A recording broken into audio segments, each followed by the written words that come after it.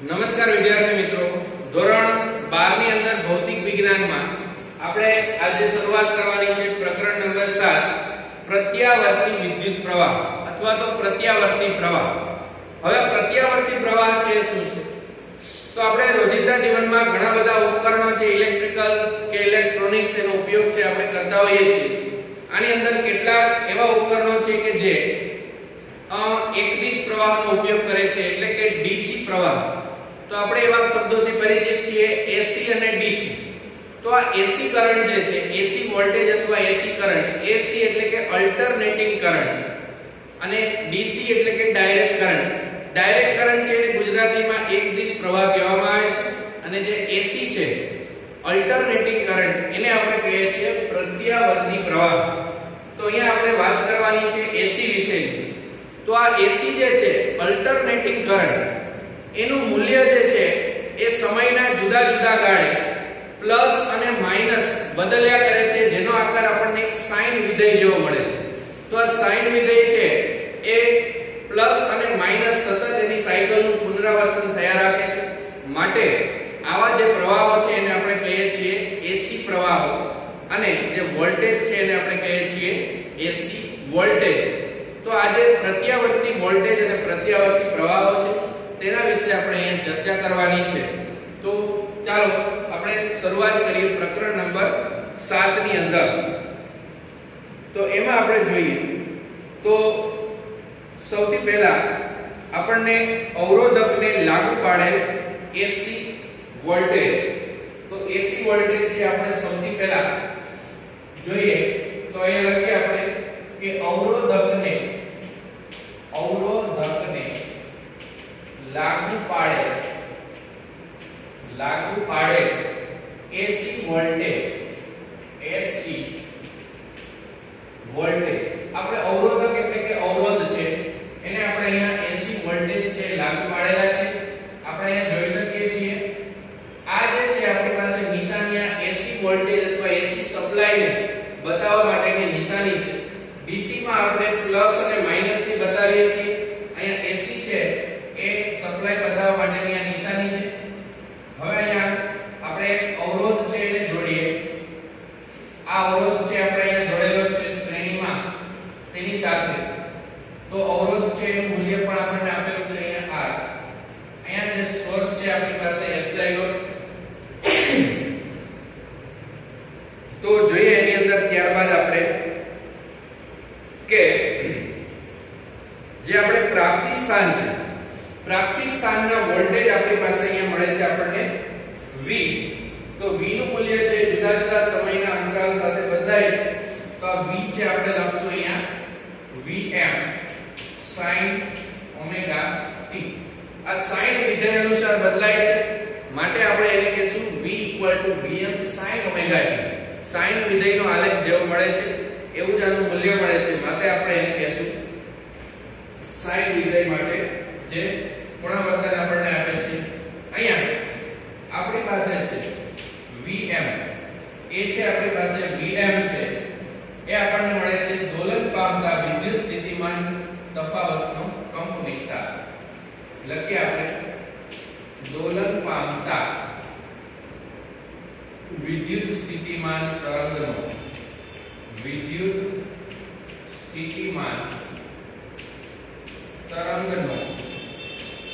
મળે છે આપણને કંપ વિસ્તાર. તો આ કંપ વિસ્તાર મળી જાય ઓમેગા છે. ઓમેગાને આપણે કહીએ છીએ કોણીય આવૃત્તિ. તો આ કોણીય આવૃત્તિ છે આપણી પાસે ઓમેગા છે.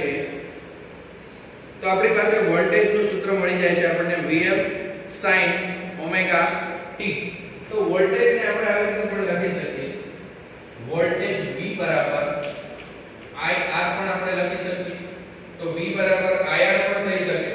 તો આવું લખીએ આપણે કે IR બરાબર Vm sin ઓમેગા t. આ બની જાય આપણું સૂત્ર.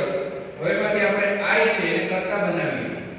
તો I બરાબર થઈ જાય Vm by R અને અહીંયા થઈ જશે sin ઓમેગા t. તો આની જગ્યાએ આપણે લખી નાખીએ આવું I બરાબર Im sin ઓમેગા જ્યાં આપણે Vm/r એની જગ્યાએ આપણે શું લઈ લીધું Im.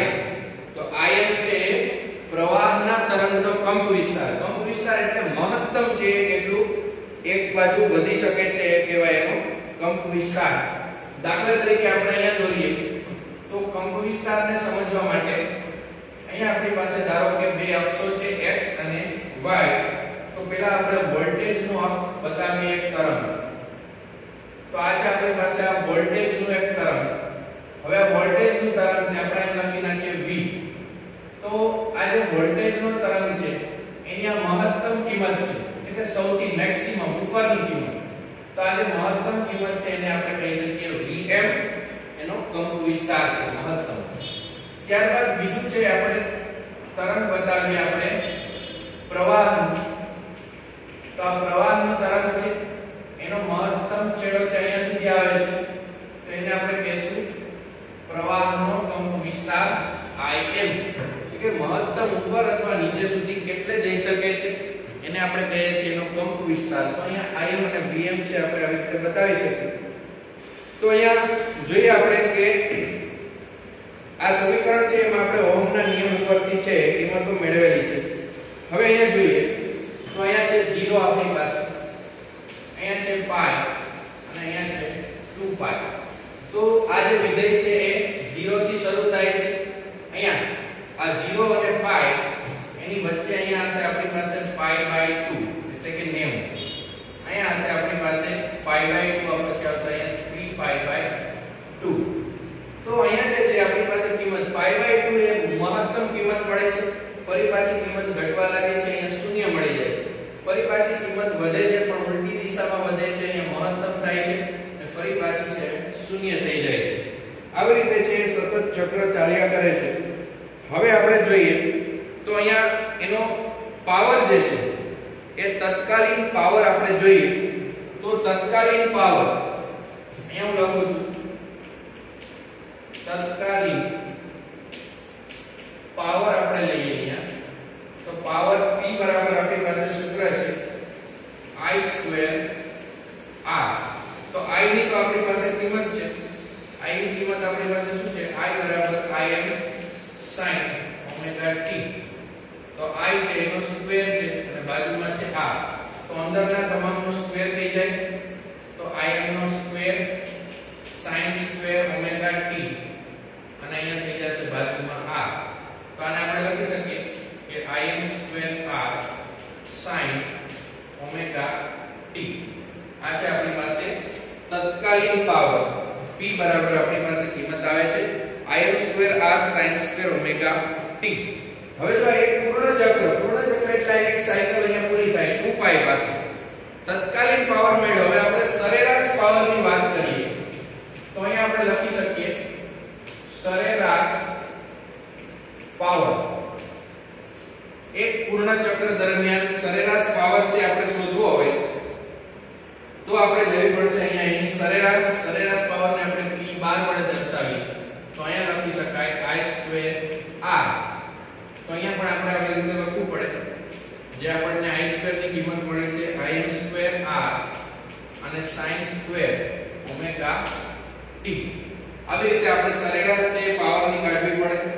હવે સરેરાશ જે છે એ આપણે અચળ છે સંખ્યાઓ એનું સરેરાશ કાઢવાનું હોતું નથી.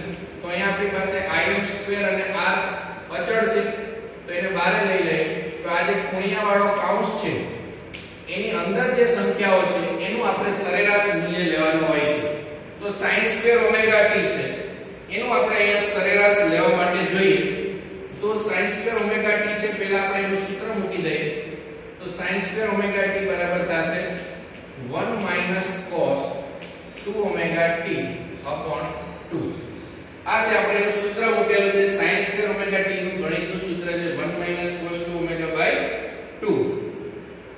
તો હવે આ જે છેદના બે છે એને પણ બહાર લઈ લઈએ તો અહીંયા થશે Im²R/2 અને અહીંયા થઈ જશે આપણી પાસે 1 cos 2ωt. આનું આપણે હવે સરેરાશ લઈએ તો 1 છે એનું સરેરાશ થશે 1 અને હવે માત્ર cos નું આપણે સરેરાશ લઈએ તો આપણને અહીંયા જવાબ મળે છે સરેરાશ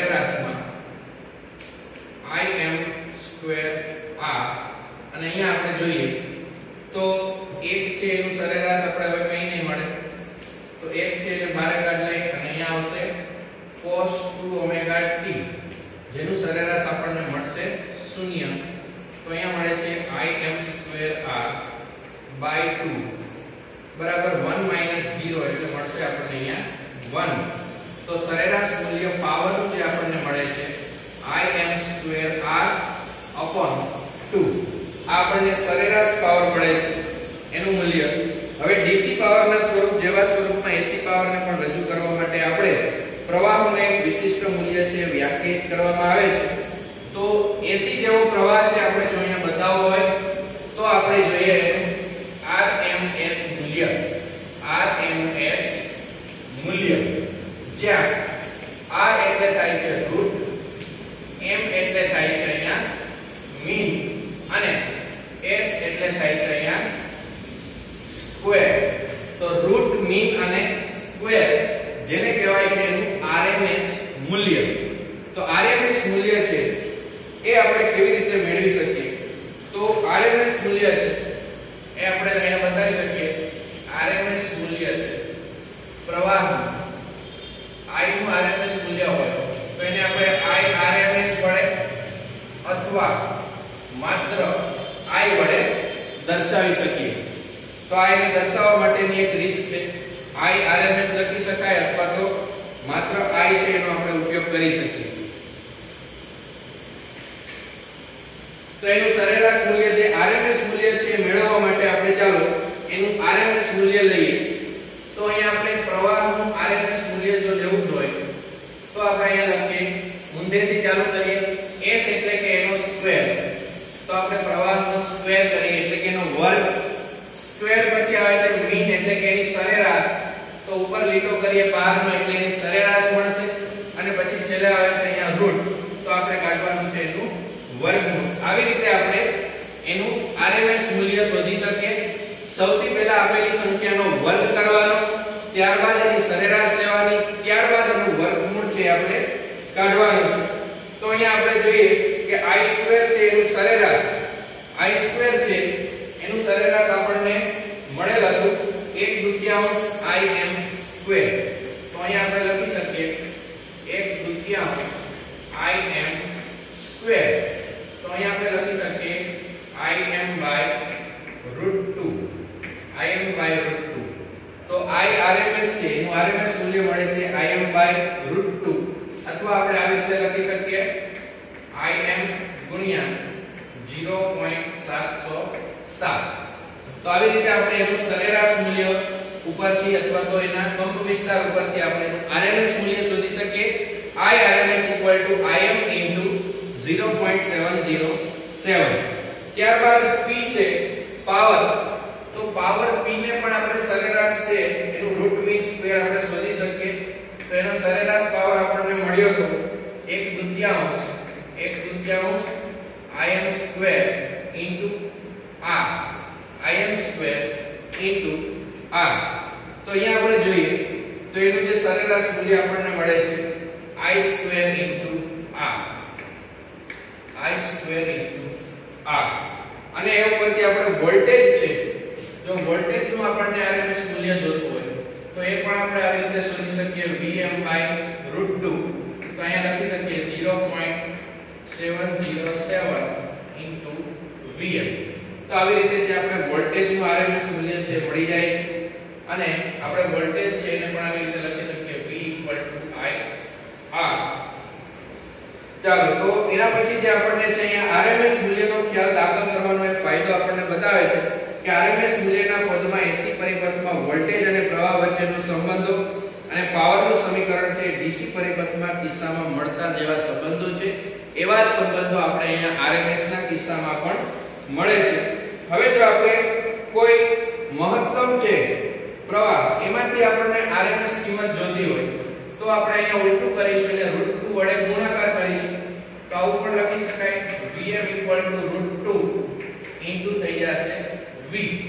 તો આવી રીતે છે આપણે RMS ઉપરથી મેક્સિમમ એટલે કે મહત્તમ કિંમતો અને મહત્તમ કિંમતો ઉપરથી RMS કિંમતો છે આપણે આ રીતે મેળવી શકીએ. તો આપણે જોઈએ દાખલો આપણને આપેલો છે ઉદાહરણ 7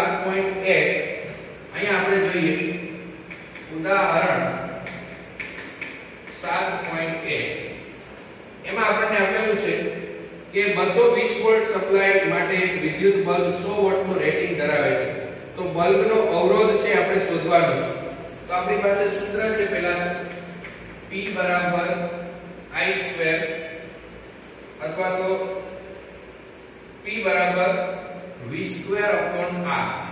તો આપણે શોધવાનો છે એનો અવરોધ. તો અવરોધ R બરાબર આપણે લખી શકીએ V² upon P. તો V આપણને વોલ્ટેજ આપેલા છે 220, તો 220 નો વર્ગ અને છેદમાં 100. તો અહીંયા આપણે જવાબ મળી જાય છે 484 ઓહમ. તો અવરોધ મળી જાય. ત્યાર પછી આપણે શોધવાનું છે સ્ત્રોત વોલ્ટેજનું મહત્તમ મૂલ્ય. તો મહત્તમ મૂલ્ય એટલે કે Vm. તો Vm મેળવવા માટે આપણી પાસે સૂત્ર છે √2 * V. તો √2 એટલે કે 1.41 એને ગુણ્યા V કરીએ આપણે. તો √2 ગુણ્યા V એટલે કે 220. તો આપણને એનો જવાબ મળે છે 311 વોલ્ટ. અને ત્રીજું આપણે જે શોધવાનું છે એ આપણને કીધેલું છે એમાં બલ્બમાંથી વહેતા પ્રવાહનું RMS મૂલ્ય. તો P બરાબર આપણી પાસે સૂત્ર છે I * V.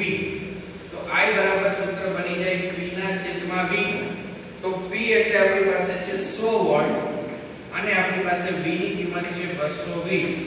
તો જવાબ મળશે આપણને 0.454 એમ્પિયર. આ છે આપણને મળી જાય છે એનો પ્રવાહ 0.0454 એમ્પિયર. તો આ મળી ગયો આપણને એનો પ્રવાહ. તો આવી રીતે છે દાખલાઓ માત્ર એક જ સૂત્ર ઉપરથી છે. આ આપણે જે ચર્ચા કરી હતું અવરોધકને લાગુ પાડેલા AC સપ્લાય. માત્ર અવરોધક જ છે અહીંયા. હવે પછી આપણે ભણશું ત્યારે ઇન્ડક્ટર જોશું, એના પછી કેપેસિટર જોશું. તો અત્યારે માત્ર અવરોધને જ્યારે AC સપ્લાય આપવામાં આવે ત્યારે એના સૂત્રો કેવા હોય છે એ વિશે આપણે વાત કરી. નેક્સ્ટ લેક્ચરની અંદર આપણે વધારે ડીપમાં ચર્ચાઓ સાથે મળીશું. અત્યારે અહીંયા સુધી રાખીએ. ધન્યવાદ. જય હિન્દ, જય ભારત.